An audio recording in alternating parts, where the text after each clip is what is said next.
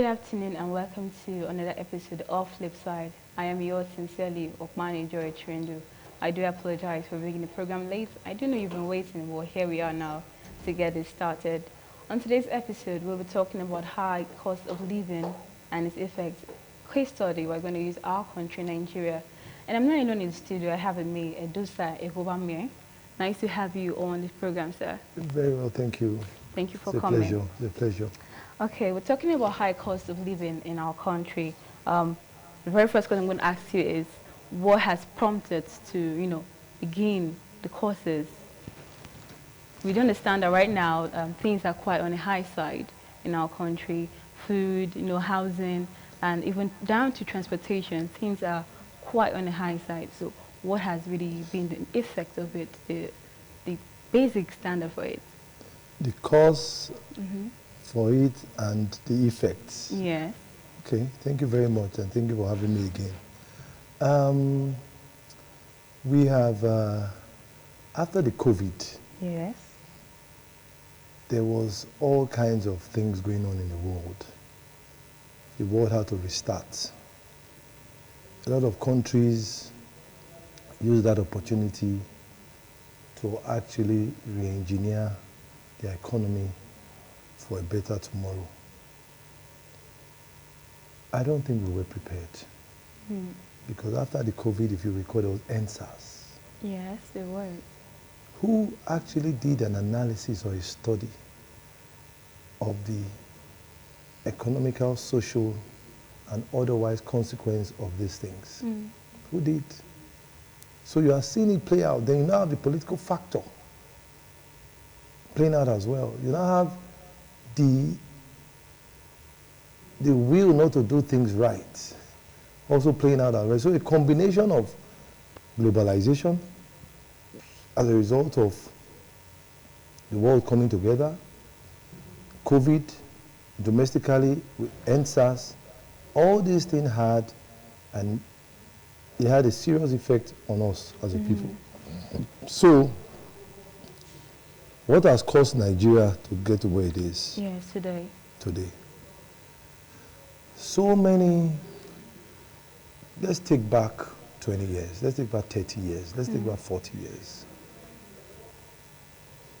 If today a bag of Gary is 50,000, the Gary that is 50,000 today was planted. The cassava was planted probably 18 months ago. If you didn't plant 18 months ago, are you going to eat now? No, definitely not. Look at our cash crops. The major ones, who is cultivating? You can't give what you don't have. You reap what you sow. Everybody so. So we've not planted. We want to harvest. Everything you see with your eyes is imported into this country. So you have maladministration, you have corruption, you have lack of preparedness, lack of foresight. How do you expect anything to work? Nigeria at one time was put in reverse, complete reverse gear. So the price of wheat in Ukraine, Russia, the cost of wheat went up because of the Ukraine-Russia crisis. You have a problem in the Middle East where vessels cannot go through the right channel. So those things that you are importing, they have an effect. Then let's look at our people. So there are so many reasons. Individualistic reasons. We have the collective reasons, we have societal reasons, where the society as itself is not even prepared for growth. You give birth to a child. It's the language that you use to communicate with that child that child How do you understand? You understand and communicate with. So a child born in eastern Nigeria in a home where Igbo is spoken, Igbo language is spoken, what do you expect? The man will speak Igbo. So a child who is born where all he understands is corruption, all he understands is on productivity, all he understands is to buy his exams results. What do you expect that child to offer? So Nigeria, or Nigerians, put it that way, have been prepared to fail. We have, when you don't plan, what happens? It's failure. So this is what has happened.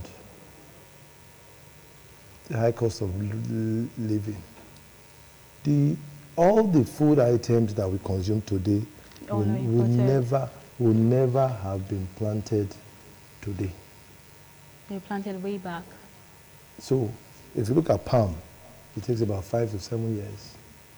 Before it grows, before you can harvest. Before you harvest. If you look at cashew, if you look at coconuts, if you look at rubber. So how do you expect this country to benefit from that if we did not plan? Nigeria, Edo, Bendel, or Midwestern Nigeria was the home, was the global home for palm oil. We exported palm oil and helped the Malaysians.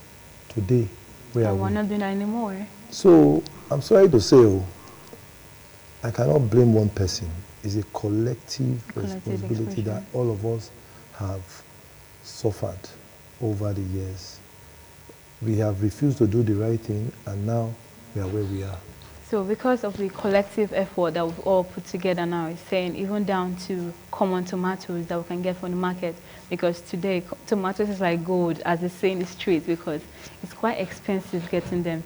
So far so good. How would you say inflation has actually come? Because we can't lie that there is no inflation in the country. It's been going on for some time now, and it's affected so many things down to normal, ordinary homes actually getting. It has affected so many things. What were we doing? Lack of preparation. Our refineries, we are one of the biggest producers of oil in sub-Saharan Africa, and even ranking amongst the leading in the world. But what are we doing? We're exporting and we're importing. So everything we do is dollarized. Everything. How do you expect to get petrol cheap when you're exporting it and you are bringing it back in refined? So tomato is not left out. Most of the manure we use, organic or otherwise, is imported. We are talking about tomato. What about chicken? What about fish? The chicken feed, the fish feed are all imported. Tomato is largely grown in the north as we speak. So coupled with coupled with other things that are outside, the direct input of tomato to produce tomato, we now have issues of transportation, for example. At the time, diesel went to 1,900 per liter. Today, you can get it for 1,200, 1,250 per liter. So the movement of tomato, even from the north to Edo, for example, who covers the cost? Then when you go to the market, everything is unionized, everything. You have tomato union, you have pawpaw union, you have mango union, you have chicken union, different unions, yam union. And there are some overlords sitting down somewhere and say, okay, today we're going to sell at this and at that. So it's a system that we have. The rising cost of tomato is synonymous with what is happening nationwide. It's not about, and of course there was an issue. I heard there was an issue with the production itself of tomato, and a lot of farmers, they don't even plant anymore. Of course, you have insecurity. So with all this, coupled with the inflation, coupled with corruption, maladministration, what do you expect? It's just through divine providence that there's no war. Because if you look at countries that are at war, their currencies are not as volatile as the Nigerian currency. Yes. Go on the internet. They do not have this kind of, today, dollar is 1,000 something. It moves from against 300 naira, it drops 400 naira, and all that. It cannot work. It will not work. If we can't sustain this. Okay. So how are Nigerians going to adapt to the rising cost of things now? How do you want us to, what can you say about that? It's innovation. Adapting to the whole thing. It's innovation. It's innovation. The government has a major role to play, and we have, as Nigerians, have a serious role to play. So let's start from your little community. You can make your community crime-free. Yes. And how? How? Of course, you have landlords associations. Within your community, you make sure that there's no crime. The criminals or people who cause pain to people, they claim that there's no job, they go and do what they need to do. But some of the people who kidnap, they get 50, 100, 200 million. Yeah, an average businessman doesn't get that in one day. At all. So let's not go to that area. Let's not go to that area. But the point is that you start from your community, instilling right values in the community. When you instill right values in the community, the individual is a unit of the community. The community, when I say community now, is a unit of a local government, and local government is a state, right? Yeah. So you start community-based interventions. The community-based interventions, you can now ensure that there is character within the sphere of your intervention, which means that if you want to talk about the girl child, there should be proper programs to ensure that these girls are put right. Not that tomorrow all they are thinking about is the other side of life. You teach our people, our youths, how to create sustainable economic development. Nigeria, I believe, can be great again, but you know what? It is not overnight. It's a process, step by step. It is not overnight. And once you don't follow that process, so you ask me how Nigeria face this current situation. How are we going to face it? They are current. So for me, if, let me, in the part of government, you can see what Tinubu is trying to bring CNG cars, electric vehicles and all that, but that's not enough. It's not enough because we have to start understanding that, we have to start getting the understanding that it is not business as usual. It's not business as usual. Now, somebody who has 5 cars, we know that you don't need 5 cars to live. Why are you using 5 cars? You don't need 5 cars. You probably need 2. Maybe one for yourself and one for your wife. And for the kids, you share, if you have to. So you don't need 5 cars. So with that mentality, when I studied the national anthem, both ones, the new and the old? Yes. It makes some sense, the new one. The old one, I don't know why we adopted it in the first place. No, I'm not, talking about, let's look at it. They have to be nation first before I do. They have to be nation first before Kano. They have to be nation first before Lagos. The US citizen will say, I am an American. Right? Yeah. The man from Britain will say, I'm British. He won't say, I'm from Liverpool. Or I'm from Kent. I'm from Cambridge. So, the way to do it immediately is to start creating a new national consciousness and changing the way we think and we live. So, business have to think smart. So that's the only way we can actually now start coping with the way things are at the moment? Somebody posted something on how to make stew without tomato. How are you going to do that? Yes, somebody posted and it worked. No tomato at all. I'm interested. I have to go and check it out because how will you make stew without tomatoes? Yes, but guess what? But let me ask you a question. Globally, globally? do people, is it everybody that understands the Nigerian stew as it is? No, They not eat other really. food, so which means you must innovate. Hmm. If you eat garden egg, you have to put tomato there. No. So, Interesting. so that's it, so you must innovate, but in any sense, there must be a state of emergency declared for food security and food production.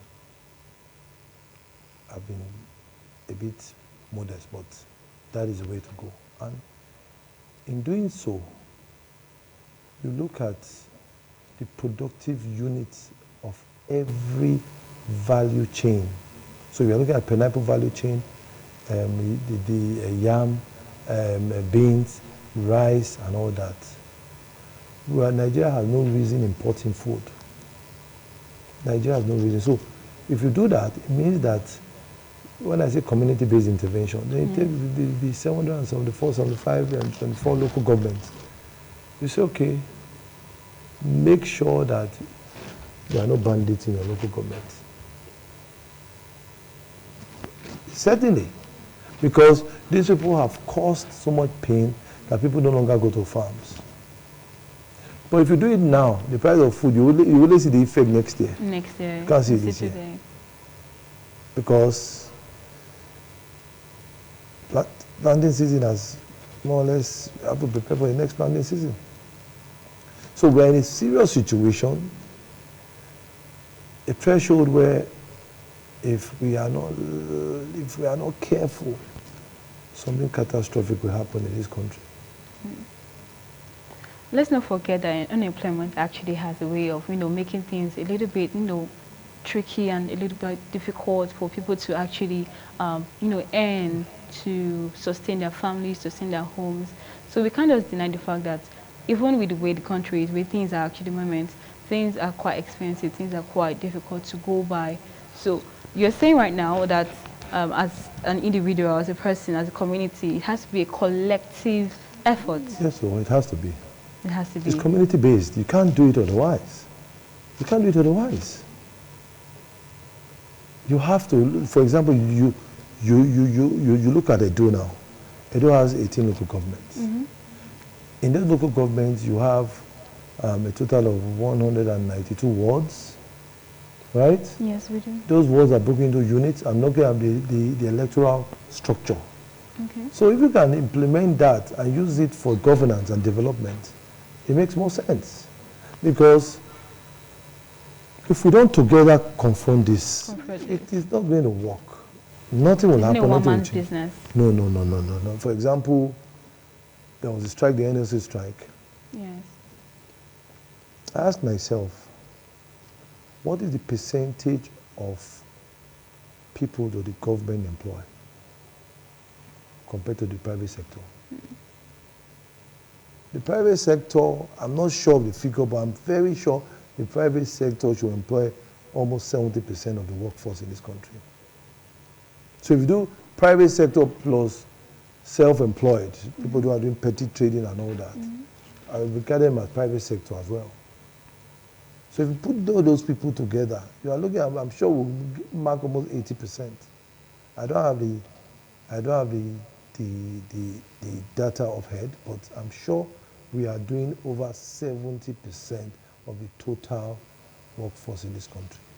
Okay. So the strike is just for the government workers. All right.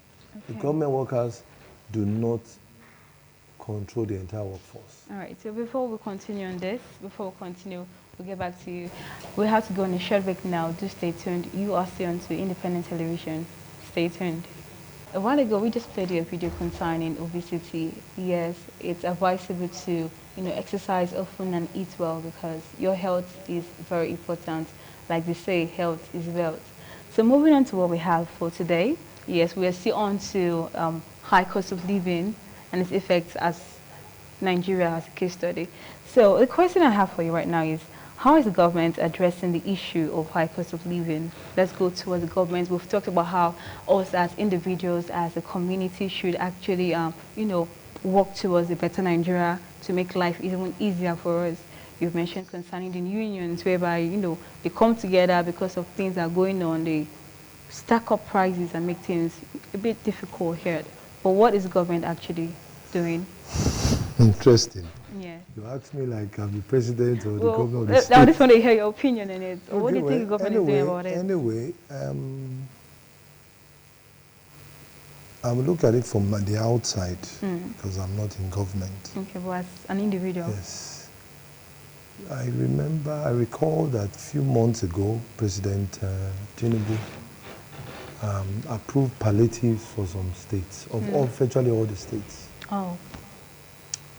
Some, but in Edo, for example, I know there's the free bus ride. All these things that are being done to alleviate the sufferings of the people, I don't know if they are sustainable.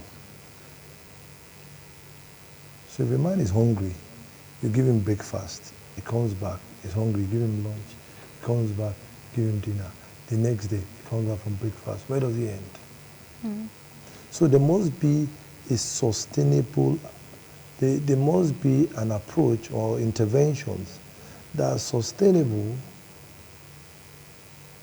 that will open access or create access to sustainable economic activities for Nigerians. And the way to go is agri-processing and manufacturing. These things they need to be intentional. It's not that people are hungry, okay, let's go and share a bag of rice for them. Where is the rice coming from? Let's go and give them tin tomatoes or tomato paste. Where is it coming from?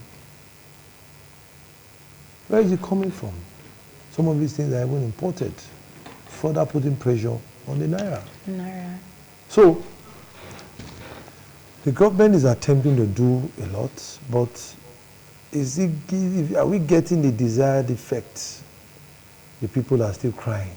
There's hunger in the land. There needs to be a stop. We say, you know what, let us stop and let us review all what we are doing and see how we can create sustainable, economic activities for our people.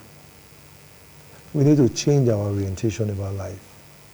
Not to talk about some of us who feel very entitled, extremely entitled. There's nothing wrong in being entitled, but you know what? You need to earn it. You need to earn it. You need to earn it. So, from one part of the government, a lot of programs are being developed, but it needs to be sustained. We need to be honest about it. We need to be intentional about it. I cannot speak on behalf of government or any government, but I can speak from the receiving end of government. So, you recall that a few weeks or a few months ago, the power costs. I think government stopped subsidizing power. And people that were paying X amount was now times 5 or times 4. But how is it sustainable? What were the measures put in place before action was taken? That kind of decision was taken? We plan. It's about planning. So, on part of government, I think they should plan more. They should be more intentional and honest about what they are doing. The people should be informed. And it's a partnership. Because for me, government is not very far. Government is all of us. True, it's all of us. That's the way I see it. So what is the government doing? You can also take it to what are we doing as individuals, as a community. Do we harbor kidnappers in our community? Do we protect them? In Benin recently, all we heard was about children killing themselves. Imagine. Cultism. Is it part of the issues? And all these are also symptoms of a failing state. A failing state. I don't want to say a failed state. In the process. Yes. Hopefully we can find our steps back. Certainly. Those people who are killing themselves, whatever groups that they are part of, they didn't join today. They've been there. So these are the issues. Now there's frustration because there's less food to eat. Before you go to one uncle, I'm hungry. Can you give me gari? Now the man will say, me, I'm going to look for gari. I'm going to look for mouth for outside. Me don't even get. So there's frustration. When you go to the filling station, you will see the level of frustration in our land. People are insulting. People are sometimes when I go, I'm just, it's a comic relief for me. You will see the level of vaccination. Yes. People are expressing. But you just look at it, that it's not this foil or this man that is annoying. The man or the vex his body, they come. So it's all part of it. We need to rework everything. Oh, everything. As it is. From the grassroots. We don't even know if Nigeria is working. I can't say it's working. It is just, I'm sorry to say, it's a madhouse. So, again, but the solution is in also, how do we choose the leadership? How do we accept corruption? How do we accept nepotism? How do we, accept favoritism? How do we, accept these vices that constantly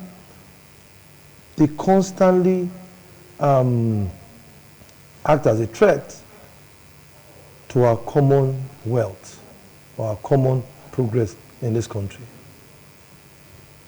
So, if we as a people have decided to accept favoritism, nepotism, tribalism, cultism, terrorism, if we have accepted it, it is what we want to get.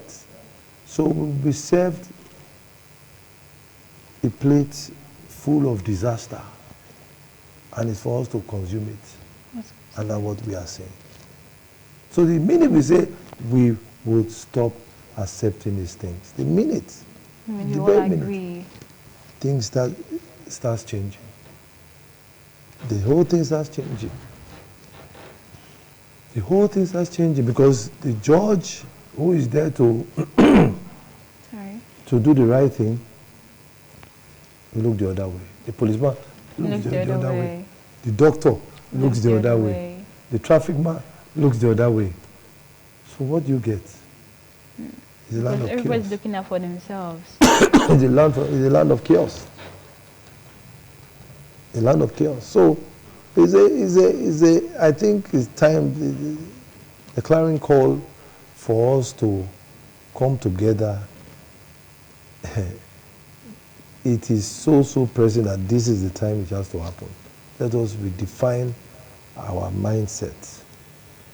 Redefine our mindset. Yes.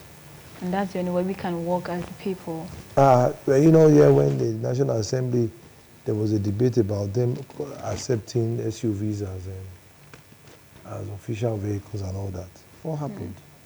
I hear whether it's true or false, 2 or 3 members out of a whole lot rejected it. At least their mindset is in place. Yes, in their community. But what of the majority? Who doesn't want a good life? At the expense of what? At the expense of the nation? At the expense of, look at healthcare, look at it. In the country, you cannot buy pharmaceuticals. You cannot buy medicine. You cannot. So, who is suffering? We are. That's it.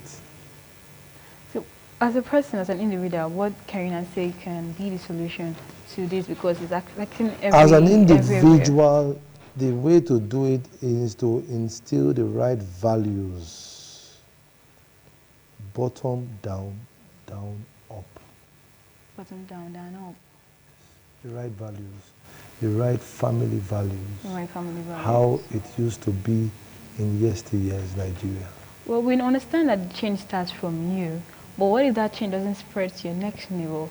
If it starts from you, and it's you, and it's you, and it's you, and it's you, and it's you, then it's everybody. It's everybody. So we cannot, if we don't have that, like I keep telling people, Yeah. Nigeria I'll say some few words. Nigeria is not in short supply of intellectual, right? Professional and financial capacity. We're not in short supply. We've never been. Especially in the finance area? I'm just telling you, listen now, I said Nigeria is not in short supply of intellectual, financial, and even professional capacity. We're not in short supply. So you have the best doctors, you have the best lawyers, you have the best engineers, you have the best architects, just name it. But what is the challenge? We are in very short supply. It's in decadence that Nigeria is in short supply of moral and character capacity. Moral and character capacity. So we don't have that. So you have people who are so intelligent, who are so knowledgeable, but lack values. They lack values. They lack character. You have people who are so well read, professors, doctors, lawyers, name them engineers, who are intelligent. Military of top brass, very intelligent, but they lack moral values. And when those moral values are lacking, no nation will ever stand. No nation will ever stand. That is what we are suffering. And this lack of moral and character values is across board. When I say across board, pardon me, and with all due respect, every sector and every fragment of our society, whether you are a student, whether you are a teacher, whether you are a trader, a priest, or a trader, or a traditional ruler, or a banker, or a judge, or a lawyer, or a policeman, or a politician, we lack character, moral and character values. It's unfortunate we don't have a school to teach those things. Then what then do they teach in schools? It's just the ABCD. Learn how to read and write, become a professor of law, become a professor of physics, become a professor of logic, become a major general after going to Nigerian military schools, NDA, have all the FSS, MN9, PSCs, have all the awards and all that. But who sits down to say, you know what? Those little things, when you wake up or you're in an office, how do you relate with yourselves? How do you ensure that what is here is for all of us rather than for me alone? So this has contributed largely to where we are as a nation today. So if that is the case, it means we need to rework everything, because every sphere and every sector, every person of the 200 over million persons in Nigeria have a role to play in making Nigeria work. It's like a football team. If the 11 guys are not together, yes. What happens? Definitely they're going to fail. That's it. Okay, so before we continue on this talk, it's getting very interesting to me. I don't know about you, I do hope you're actually enjoying this because I am. So you were talking about teamwork, talking about football team and all, how they have to work together to make the team win, definitely. Relating that to how we as Nigerians to work together to make a better Nigeria, yes? Okay. Yes.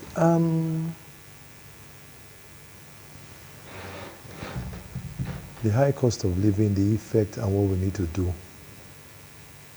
I think even this topic resonates well with so many people and everybody. And everybody. Because from bread to even akara to the basic things are becoming extremely expensive. But let's use milk, for example. Okay. Milk is imported. Almost everything is imported. So I think this is a clearing call for all of us. We should not stop. We should stop. But in all of this, I must say that there's light. At the end of the tunnel? Yes, and I'll tell you why. Why? Every time there's a major challenge in the world, like the Japanese, after they were bombed,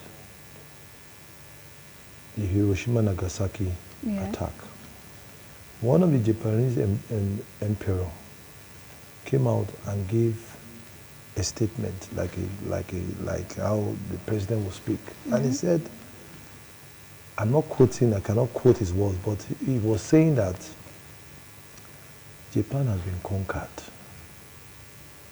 Let us gather our pieces, everything. Let us rise up. That in the near future, Japan will conquer the world.